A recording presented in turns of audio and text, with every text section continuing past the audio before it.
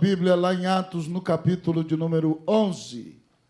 Atos dos Apóstolos, no capítulo de número 11.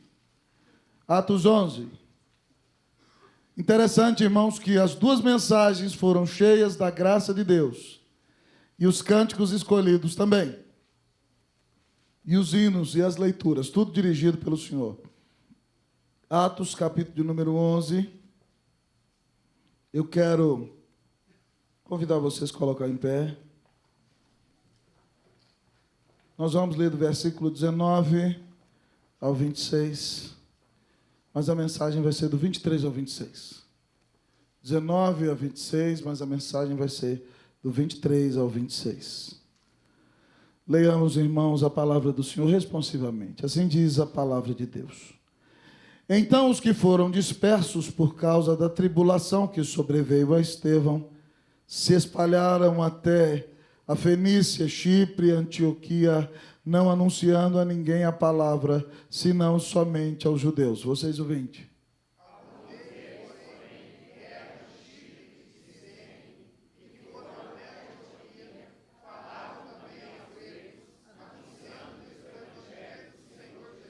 A mão do Senhor estava com eles, e muitos, crendo, se converteram ao Senhor. A notícia a respeito deles chegou aos ouvidos da igreja que estava em Jerusalém, e enviaram Barnabé a Antioquia. Tendo ele chegado e vendo a graça de Deus, alegrou-se e exortava a todos que com firmeza de coração permanecessem no Senhor. Porque era homem bom, cheio do Espírito Santo e de fé, e muita gente se uniu ao Senhor. E partiu Barnabé para Tarso à procura de Saulo. E tendo encontrado, levou para Antioquia, e por todo o ano se reuniram naquela igreja, e ensinaram numerosa multidão. E em Antioquia foram os discípulos reunidos.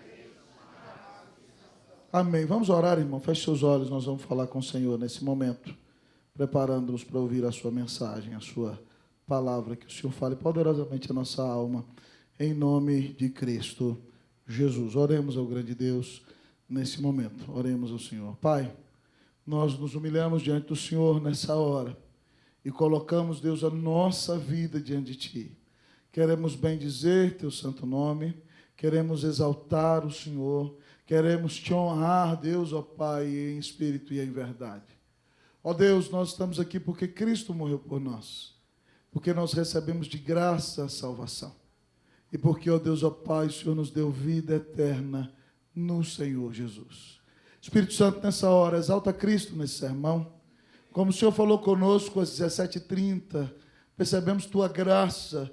Deus, ó Pai, saímos aliviados daqui do culto, Senhor Deus, porque entendemos que o Senhor levou todo o nosso peso na cruz do Calvário, e nós podemos viver livres e leves e perdoados, porque o Senhor nos amou e pagou por nosso pecado na cruz. Nós estamos livres em Cristo Jesus. Assim, Senhor, então eu peço que o Senhor, nessa hora, perdoe os pecados do Teu povo, que nada faça separação entre o Senhor e nós, que nós sejamos edificados, impactados, transformados com o poder da Tua palavra.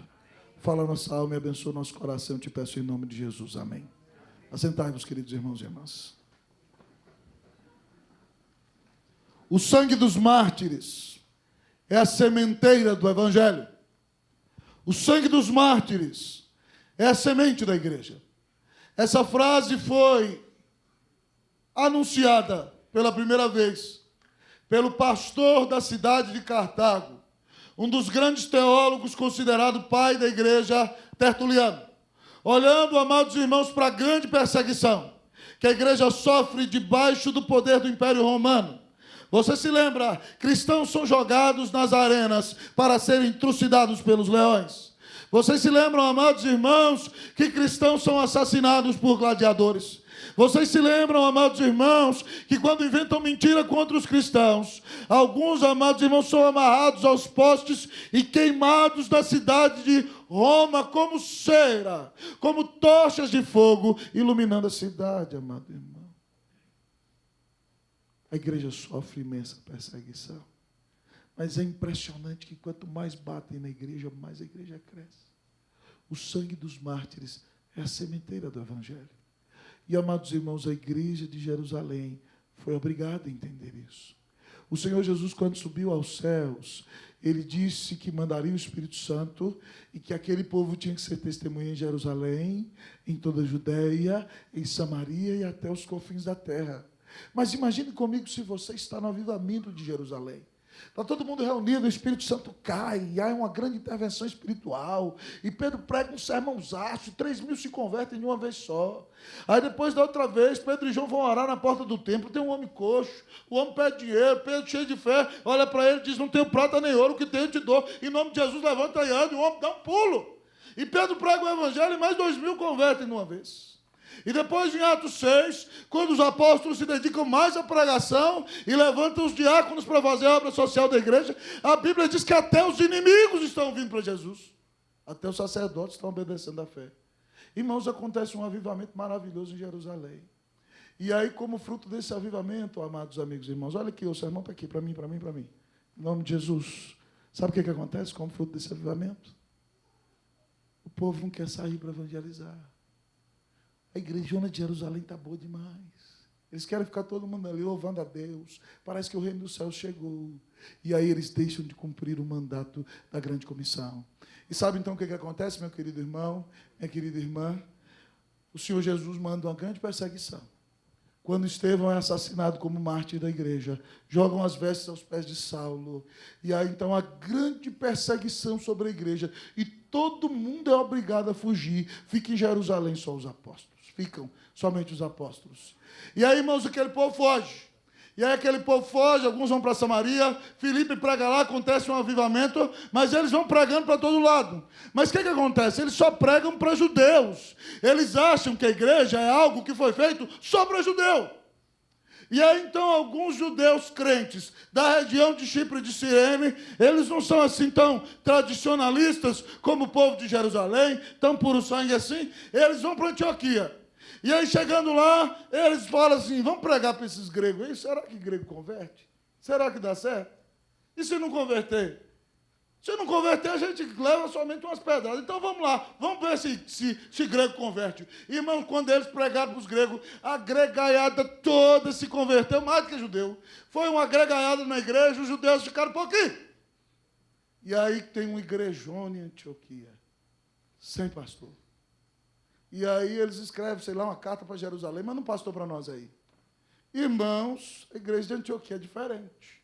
Ela não é aquela igreja tão puro sangue como a de Jerusalém. Tiagão, irmão de Jesus, é o pastor titular de Jerusalém já não é Pedrão.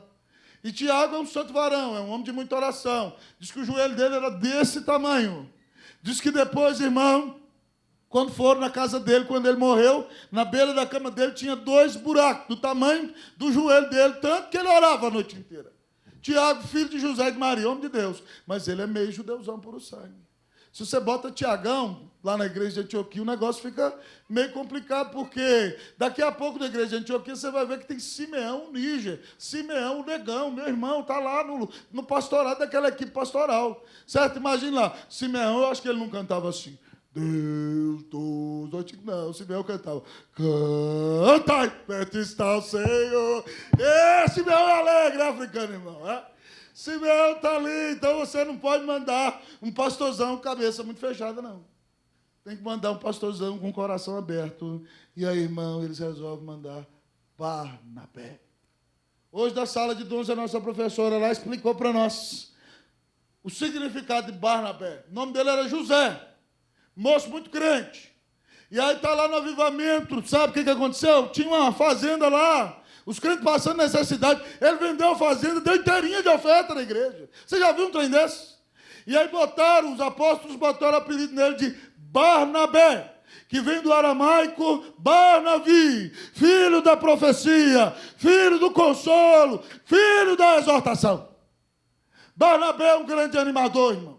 Eu não sei se você lembra, ele cumpriu o que esse nome dizia, porque quando Saulo foi convertido a Jerusalém, reunido com os apóstolos, está todo mundo achando que é uma armadilha. Barnabé que dá a cara para bater, vai lá, reúne com Saulo, bate um papo com ele e marca uma reunião com os apóstolos. Gente, o homem converteu, que medo é esse, que bobeira é essa? Né? Está aqui, Jesus apareceu para ele. E é assim que Paulo é recebido pelos apóstolos. Barnabé é o instrumento de Deus. Mas quando Saulo ficou jogado lá em Antioquia, quem buscou Saulo foi Barnabé, você vai ver daqui a pouco. E, meu irmão, presta atenção, no final da primeira viagem missionária, quando vai para a segunda, João Marcos pisou na bola na primeira. E aí eles estão organizando para sair para a segunda. E aí Barnabé falou, vamos levar João Marcos. Paulo, você está doido? Um homem irresponsável desse? Eu não levo de jeito nenhum. Ele pisou na bola na primeira viagem. Não tem jeito. E eles têm tal desavença, irmão. Porque Paulo é líder. Paulo é coração na ponta da chuteira. Paulo é um realizador, um fazedor. Mas Barnabé é um restaurador de gente. Então, a Bíblia diz que eles entraram em desavença. E Paulo pegou Silas e Lucas e foi para o outro lado. E Barnabé foi para Chipre cuidar de Marcos. E sabe o que aconteceu? Barnabé morreu. E Paulo está velhinho, já preso em Roma. Escreve para Timóteo e fala assim, ó, traz Marcos aí para mim, porque ele me é útil para o ministério. Só existe Paulo por causa de Barnabé. Porque quando ninguém olha para Paulo, Barnabé traz Paulo. Só existe Marcos, porque Deus levanta Barnabés. E esse Barnabé, irmão, foi chamado para ser pastor da igreja de Antioquia. E aí sabe o que aconteceu? Ele chegou lá e viu aquela igrejona e falou assim, poxa Deus, por que não fui eu o cara que plantei essa igreja? Foi isso que aconteceu? Foi? O que aconteceu? Vamos ler a Bíblia? Olha o que aconteceu, meu irmão. O texto é claro para nós. Versículo de número 23. Vamos ler todos comigo? Vamos lá? Tendo ele chegado e vendo a graça de Deus. Até aí. Vendo a graça de Deus. Barnabé é o homem que não olha somente com os olhos da carne. Barnabé é o homem que tem um olhar espiritual. E nessa noite o Senhor Jesus chama você e a mim para sermos como Barnabé, aprender a olhar a vida com os óculos do Espírito Santo, tendo a visão da graça de Deus. Que você aprenda a ver a vida com os olhos da graça de Deus. Se você aprender a ver a vida com os olhos da graça de Deus, você vai ser mais feliz. Você viverá mais em paz. Você será uma bênção no lugar onde Deus te colocar. A visão da graça de Deus, irmãos, em primeiro lugar, nos enche de alegria. A visão da graça de Deus nos enche de alegria. Olha para a Bíblia aí, olha o que diz o versículo. Aqui, vamos lá, o versículo que a gente estava lendo, 23. Tendo ele chegado e vendo a graça de Deus, alegrou-se. Ele não disse, por que não fui eu que plantei essa igrejona aqui? Essa igrejona aqui vai ser a maior igreja missionária. Tinha que ter uma placa lá na porta, reverendo Barnabé plantou a igreja. Não, irmão. Ele se alegra quando ele vê a bênção de Deus derramada naquele lugar. E louvado seja Deus, porque Deus deu a ele a bênção de pastorear uma igrejona que surgiu sem pastor, sem presbítero, sem evangelista, sem missionário, sem diácono. Uma igrejona que surgiu por obra soberana de Deus, um milagre. Ele se alegra com a bênção na vida dos demais. Ele se alegra com o sucesso na vida dos demais. Irmãos, nós precisamos de gente assim na obra de Deus. Hoje, irmãos, eu preguei no culto de 5h30 sobre as 4 parábolas, as 3 parábolas de Lucas 15, e o tema foi como Jesus alcança o perdido. E eu trabalhei os 4 perdidos do texto, porque é a nossa sequência das parábolas. Mas há um perdido, amados irmãos, que é o perdido que está perdido na casa do seu próprio pai. E ele é um homem que acha que ele consegue impressionar Deus com as suas próprias obras. Ele não ama o Senhor. Ele serve a Deus e anda como certinho, porque ele acha que ele vai conquistar a salvação por meio da conduta que ele tem. Então ele anda na linha, porque ele acha que se ele andar na linha, Deus vai dar bênção para ele. Então, irmão, no dia em que ele chega em casa e vê o seu irmão cara de pau, que viveu na prostituição, sendo perdoado, o pai matando um novilho cevado para ele no lugar de se alegrar, porque o seu irmão voltou, sabe o que ele faz? Ele fica com raiva, irado, ele não quer entrar. E o pai sai para ir atrás dele, e ele fala para o pai: tantos anos tenho te servido, isso não me deu nem um cabrito seco desse daqui. E agora vem seu filho cara de pau, que gastou o dinheiro todo com prostituta, e você mata para ele a vaca gorda, o novilho cegado. Ele serve a Deus para receber algo em troca. Ele é irado e invejoso. Ele não entendeu que a gente recebe a salvação de graça, que a gente não precisa fazer nada para receber a salvação. Mas é tão impressionante a atitude do pai, porque o mesmo pai que corre atrás do pródigo, a Bíblia diz que sai de casa para conciliá-lo. O pai vai atrás dele para salvá-lo. E é tão bendita, irmão, a atitude do pai, que o pai diz para ele: meu filho, tudo que é meu é teu. Quem entendeu o tamanho da salvação que recebeu, não precisa ter inveja de ninguém. Pode se alegrar com os demais, porque você já recebeu a maior de todas as bênçãos, que é a salvação em Cristo Jesus. E o pai diz a ele ainda: tu sempre estás comigo, irmão. Nós temos o maior tesouro, que é a intimidade de Deus. Nós ouvimos Deus falar conosco nas Escrituras. Nós somos cheios do Espírito Santo. Nós veremos o Senhor Jesus na glória. Se nós entendemos o tamanho da salvação que recebemos, de graça, e que não precisamos fazer nada para impressionar Deus. Então, quando nós vemos alguém receber alguma bênção, nós não precisamos sentir a síndrome da dor de cotovelo. Nós não precisamos de ser invejosos, sabe por quê? Porque nós já recebemos a maior bênção, e se alguém recebe qualquer bênção, recebe de Deus. Barnabé vê a graça de Deus, ele não é como o filho mais velho, por isso ele se alegra. Do mesmo jeito, o nosso querido João Batista, lembra dele? João é o pregador do avivamento, gente. É um dos pregadores que eu mais admiro. João, irmão, é o único pregador que olha para o povo e fala assim: vocês são um bando de cobras, seus caras de pau. E todo mundo quer abraçar ele. Que grande pregador, né? Que coisa maravilhosa. Ele vira todo mundo: raça de víboras, se arrependam do pecado de vocês. João arrebenta, irmãos.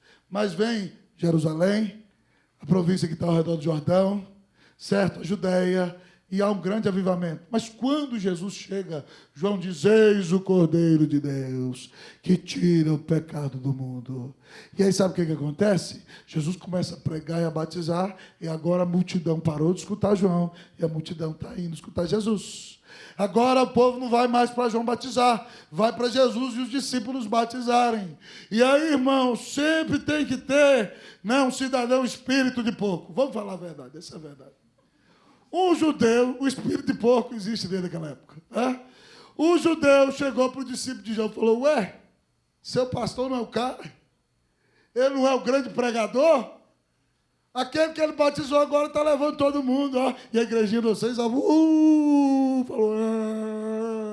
já era para vocês. E o discípulo de João não tinha maturidade, ficou brabo. Ó. Seu cabra safado, meu pastor ainda prega muito bem. Né? Se ele fosse nordestino, tinha arrancado a peixeira. Graças a Deus não arrancou. E aí, amado irmão, eles foram os dois conversar com João. Aí ele virou para João indignado: mestre, aquele que o senhor batizou lá do outro lado do Jordão, está batizando, e agora o nosso povo aqui está pequeno, e está todo mundo indo atrás dele. Como é que você fez isso? E aí, João, irmãos, que vê a graça de Deus, responde assim: o homem não pode receber coisa alguma se do céu não lhe for dada. Eu já falei para vocês que eu não sou o Cristo. Eu sou o profeta dele, eu vim preparar o caminho. Eu não sou o noivo, eu sou o amigo do noivo. E o amigo do noivo, quando ouve a voz do noivo, se enche de alegria. Jesus está pintando um quadro, irmão. No casamento judaico, sabe o que acontecia? O amigo do noivo pedia a mão da noiva em casamento para o pai da noiva, mandava os convites para todo mundo, organizava a festa. Na hora de buscar a noiva da casa dela, ele vinha trazendo a noiva para o noivo, mas na hora de casar, quem casa é o noivo. E o amigo do noivo podia pensar assim: meu Deus do céu, eu pedi a mão da moça, eu preparei a festa, eu mandei o convite, eu preparei os alimentos. Na hora de casar, o cabo a casa, não. Mas João diz assim: eu não sou o noivo, eu sou amigo do noivo. E quando eu ouço a alegria do noivo, quando ele grita, aleluia, recebi a minha noiva, eu me alegro com o noivo. Irmãos, só quem vê a graça de Deus pode se alegrar com os outros. Como é que você fica quando seu irmão recebe uma bênção? Como é que você fica quando seu irmão consegue comprar aquela casa que você queria? Como é que você fica? Eita, agora eu vou pegar pesado. Moça bonita da igreja, você está orando, não consegue. Chega um irmão novo, converte. 3 meses depois ele está namorando com a moça mais bonita da igreja. Como é que você fica? Você quer esganar o cara? Ou você se alegra com ele? Você, santa irmã, está orando, Deus, me dá um marido, me dá um marido, me dá um marido, me dá um marido. Aí aparece uma irmãzinha, ora 6 meses, ganha um marido. Deus, o que é isso? Irmãos, nós só podemos nos alegrar quando nós entendemos que a maior bênção que temos é a salvação. É a presença de Jesus. E que não existe nada maior do que isso. E que para ser verdadeiramente felizes, nós precisamos ter Jesus no coração. E se nós temos Jesus no coração, nós seremos as pessoas mais felizes da terra. Se você entende o tamanho da salvação que recebeu, você não vai viver na síndrome de dor de cotovelo. Você vai se alegrar com os demais, que você veja a graça de Deus, em nome de Jesus. Você tem visto a graça de Deus? Mas ao olhar para o texto, irmão, nós aprendemos ainda sobre a visão da graça de Deus. E nós aprendemos, em primeiro lugar, que a visão da graça de Deus nos enche de alegria. Mas a visão da graça de Deus nos leva a estimular. A visão da graça de Deus nos leva a estimular. Vamos repetir comigo hoje, vamos lá? A visão da graça de Deus nos leva a estimular. Leia aí para mim. Versículo de número 23, todos, você vai ler. 1, 2, 3, pode ler.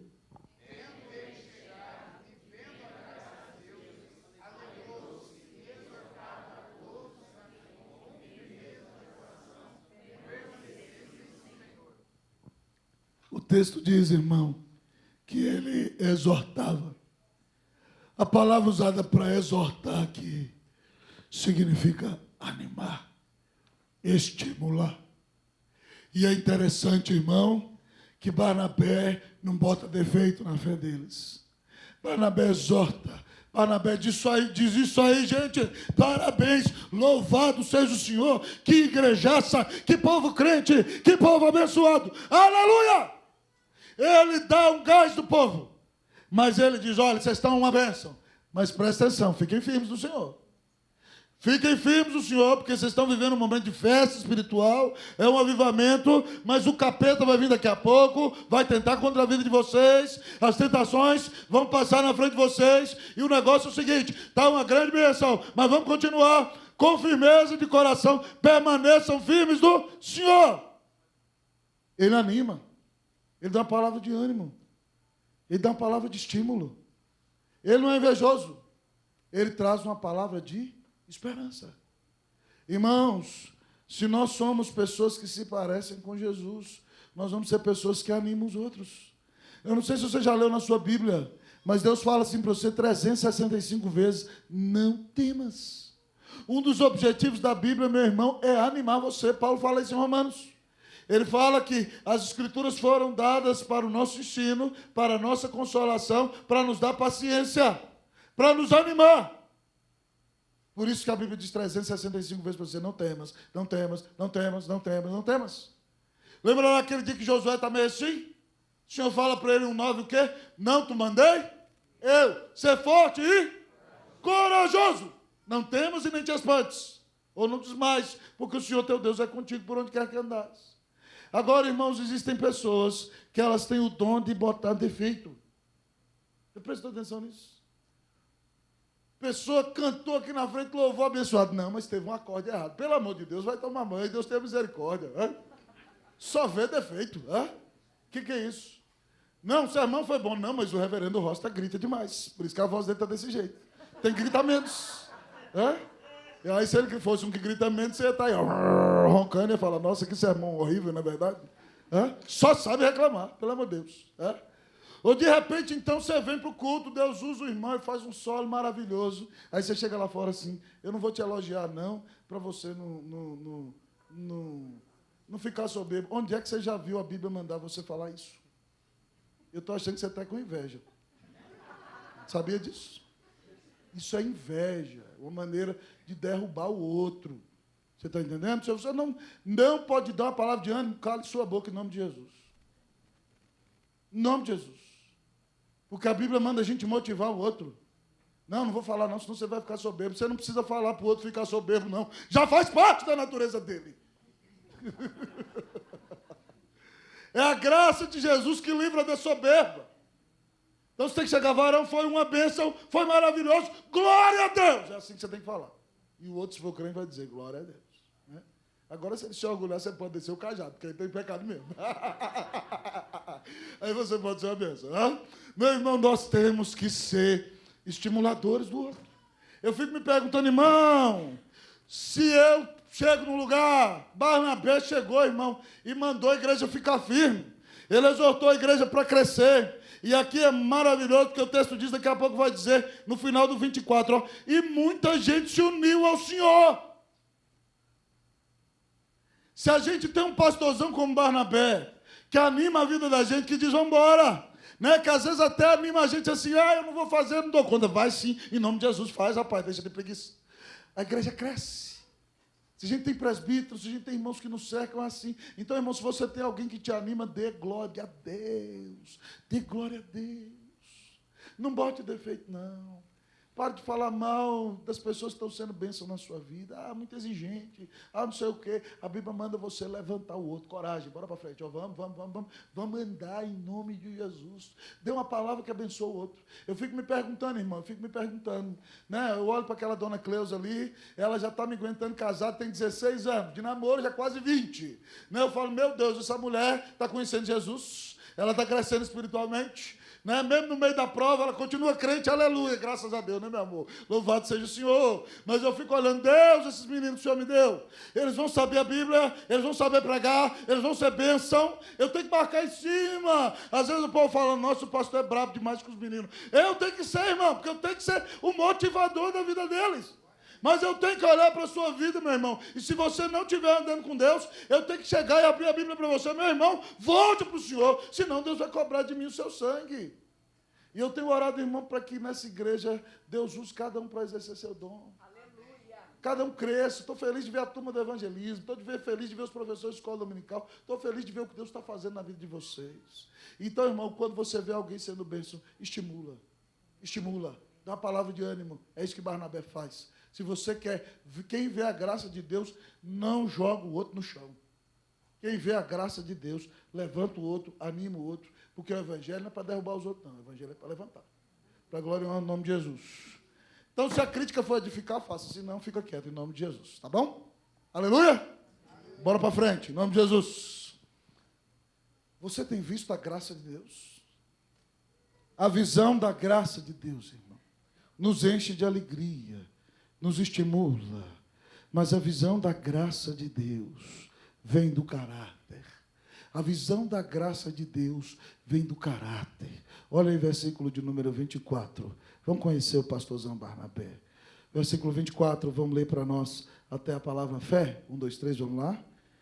Porque era homem bom, cheio de fé e de fé. Vamos ler de novo? Porque era homem bom. Qual outro homem na Bíblia fala isso sobre ele? Nenhum. De Estevão fala que ele era cheio do Espírito Santo e de fé. Mas o que o texto está dizendo, irmão? Barnabé foi regenerado. E o coração dele é transformado. Barnabé é bom. Que coisa maravilhosa. Todos nós somos maus. Né? Barnabé é homem bom. Barnabé quer abençoar. Barnabé olha para você, tipo o pastor Gamaga, assim. Ele vai e abraça você, beija você. Ele quer te abençoar. Ele quer animar você. Coraçãozão dilatado.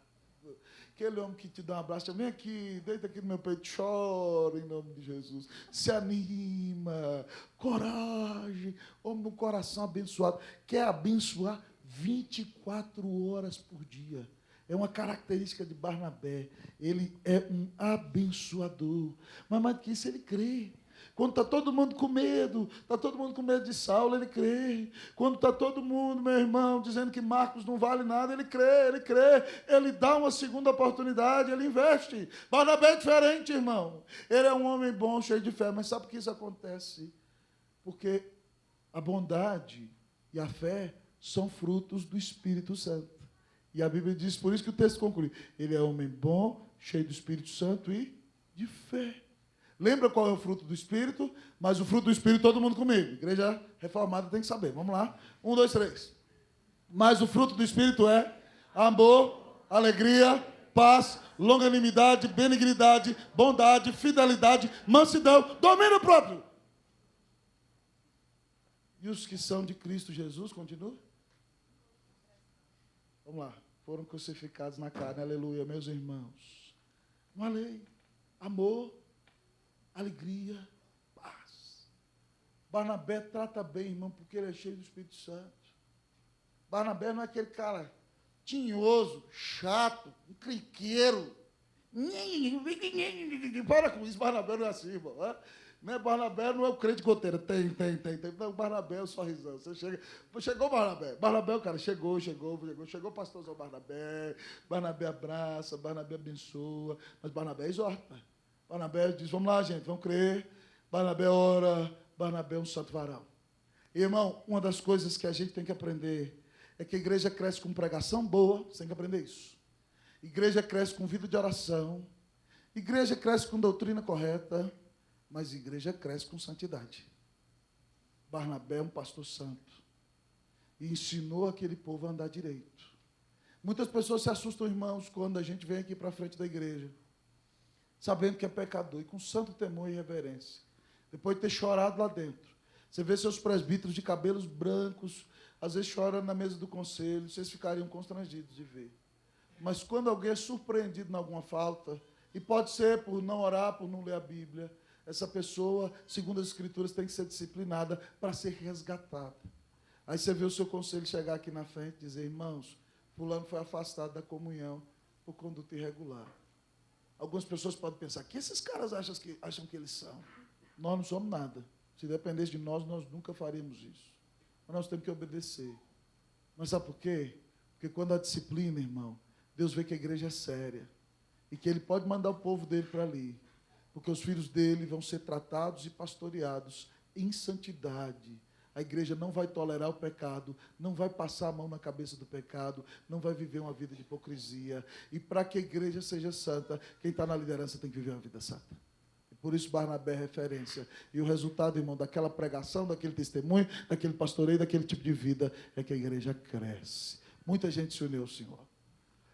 E aí a gente aprende a ver com esse pastorzão maravilhoso aqui, que a visão da graça de Deus nos enche de alegria, nos leva a estimular. A visão da graça de Deus é fruto do caráter transformado pelo Espírito Santo. Meu irmão, você só vai ver a graça de Deus quando você verdadeiramente for transformado por Jesus. Mas, em último lugar, a gente aprende aqui com Barnabé nessa noite, irmãos, que a visão da graça de Deus nos leva, certo, ao trabalho em equipe. A visão da graça de Deus nos leva ao trabalho em equipe, nos leva a uma vida de equipe, nos leva ao corpo. Olha o que acontece, a igreja cresceu, louvado seja Deus, muita gente se uniu ao Senhor. Versículo 25 e 26, eu vou ler o 25, vocês o 26. E partiu Barnabé para Tarso, à procura de Saulo.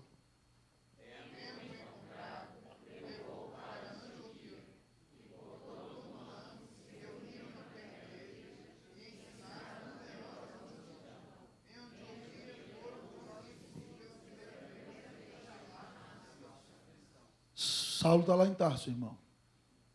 Está jogado de molho, o Senhor precisa tratá-lo. Ele chegou em Jerusalém e ele sabia que tinha um potencial violento. Pregava muito bem. E ele achou que ele tinha que ser o pastor da igreja de Jerusalém. Você vai aprender isso no livro de Atos. E aí, então, os apóstolos, também Gálatas, os apóstolos correram com ele de lá, porque o Espírito Santo estava mandando ele sair de lá. E ele se converteu, irmãos, e ficou mais de 10 anos sem estar na frente de um grande trabalho. Era evangelista, pregava, era uma bênção, mas ele foi para Tarso lá, a cidade dele, ficar num retiro lá, num tempo de ser moído, quebrado, quebrantado. Mas quando deu a hora certa, a igreja de Antioquia está pipocando. Sabe o que acontece, irmão? A Bíblia diz então, presta atenção aqui, Saulo está lá, Barnabé falou assim, essa igreja está crescendo. Acho que o Senhor já moeu Paulo bastante. Está na hora de trazê-lo para cá. E aí ele traz Saulo. O nome de Saulo, eu não sei se você sabe, é Saul, em hebraico. Certo? Manda chamar Saulo. E aí a Bíblia diz que eles, naquele ano, Saulo é brilhante, irmão. Saulo é teólogo, Saulo é pregador, Saulo é apaixonado, Saulo é plantador de igreja, Barnabé é mais pastor, Saulo tem visão, tem liderança, tem um púlpito bom, é animado demais, tem uma capacidade violenta de argumentar, e prega para um, prega para dois, eles juntos pregam para uma grande multidão, certo? No ano anterior foi muita gente, agora é uma grande multidão que se uniu ao Senhor. Pelo menos aquela igreja deveria ter, no mínimo, 1.000 membros, eu acredito. Uma grande multidão. E o negócio começou a revolucionar tanto aquela cidade de Antioquia da Síria, que pela primeira vez ali, os discípulos foram chamados de cristãos. Barnabé entende, irmão, que não dá para fazer a obra de Deus sozinho.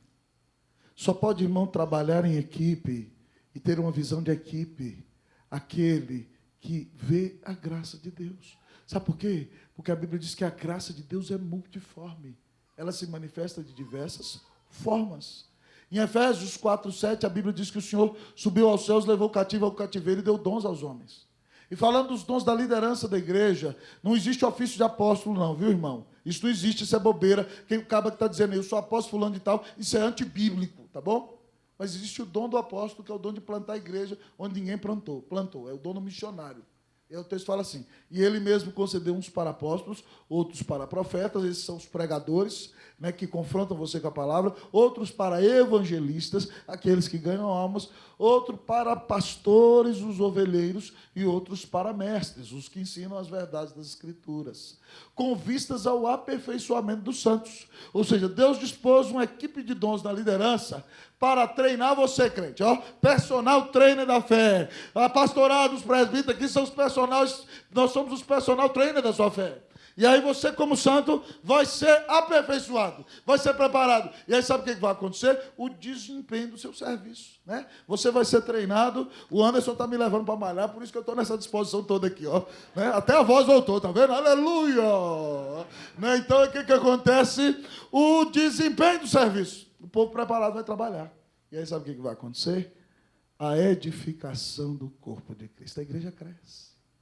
Quando a igreja tem uma liderança coesa, que investe na membresia e prepara os crentes, cada crente vai exercer seu dom, e cada crente exercendo seu dom, a igreja cresce. A edificação do corpo de Cristo. Então, irmão, nós precisamos entender o seguinte, que nenhum de nós é um cavaleiro solitário no reino de Deus. Que a gente não pode dizer, eu não gosto de fulano de tal, eu não preciso do irmão fulano de tal. Não tem nada disso, irmãos. O Senhor nos fez como corpo. Presta atenção, sabe por que Deus fez isso? Porque Deus é um ser comunitário. Nem Deus cavalga solitário. Ele é um só ser, mas ele existe em 3 pessoas. Ele é Pai, Filho e Espírito Santo. Ele nunca ficou sozinho. E não dá para a gente ser crente sozinho. Não dá para viver a vida cristã sozinho. Não dá para fazer as coisas do jeito que dá na nossa cabeça. Tem muita gente dizendo, não, eu sou crente, mas eu sou desigrejado. É um grande abestado, essa é a verdade. Abestalhado, porque não dá para ser crente fora da igreja, meu irmão. É? O Senhor criou a gente para estar junto. E crente é um negócio que tem que estar junto. Às vezes saem umas farpas, não tem jeito não. Mas é bênção, o sangue de Jesus nos uniu. É? Nós somos um povo, nós funcionamos melhor em equipe. Então, irmãos, nós temos que amar o nosso irmão. Nós temos que perdoar, nós temos que caminhar junto. Né? Nós precisamos agradecer a Deus. E quando você vê alguém que faz uma coisa melhor do que o que você faz, vai lá e bota aquela pessoa. Porque ela vai dar mais fruto que você. Faça aquilo que Deus quer que você faça. Irmão, graças a Deus, o Senhor já me resolveu essa crise de que eu tinha que fazer tudo. Não, cada um de nós tem um dom. E cada um de nós é melhor no lugar que o Senhor colocou. E quando vem botar pressão em cima de mim, que eu tenho que fazer aquilo, eu falo, não, Deus não me manda fazer isso, não. Fulano de tal faz isso, fulano, porque meu chamado é esse. Porque eu funciono melhor no meu chamado. Eu dou mais fruto no meu chamado. Porque esse é o jeito de Deus agir. Então, meu irmão, se você tem andado sozinho na vida cristã, se você é aquele tipo de cara assim, eu venho para a igreja, mas eu não quero compromisso. Eu venho, eu gosto do louvor, eu gosto da mensagem, e eu ouço o reverendo Roster e vou embora. Um tempo atrás aqui, irmão, tinha um cidadão que vinha nessa igreja, era muito engraçado. Né? Ele vinha para a igreja, ouvia a mensagem, ouvia o louvor, aí o Valdir lá fora foi perguntar, qual é o seu nome, quer vir para não sei o quê? Não, eu não quero compromisso nenhum, não. Eu só venho ouvir a mensagem dessa igreja, não quero me envolver com a igreja, não. Eu falei, meu Deus do céu, não está entendendo nada. Que é isso, pelo amor de Deus? Não dá para ser crente sozinho, irmão. Não dá para eu viver sozinho no mundo. Vai ser difícil, vai ter dia que Deus está tirando a lama de mim, vai cair no irmão. Mas graças a Deus, irmão, presta atenção aqui, ó. Eu contei uma ilustração no começo da outra mensagem. Eu não ia contar aqui não, mas vou contar, ela é muito legal. John Stott dizia que a igreja é como a arca de Noé, né? Imagine lá a arca de Noé, você fala assim, hoje é sábado, eu vou dormir até 9 horas, 10 horas. Aí o elefante, seu vizinho de casa, 6 horas da manhã, você fica brabo. Aí você fala, não, eu vou armar minha rede num canto ali, eu vou ter uma privacidade hoje eu quero ficar sozinho. Aí chega a dona girafa pescoçuda lá, querendo se meter. Tem uns crentes girafa. Chega ela lá olhando, né? Aí você fala, meu Deus do céu, eu quero, né? Toma um banho gostoso e tal, e daqui a pouco você sente o cheiro vindo lá do chiqueiro. Que coisa horrível. As porcos, que coisa nojenta. Aí você está passando perto lá do curral da dona Vaca, você bota o pé e sente um trem quente assim no pé. Você fala, meu Deus, que tragédia dentro dessa arca. Mas presta atenção.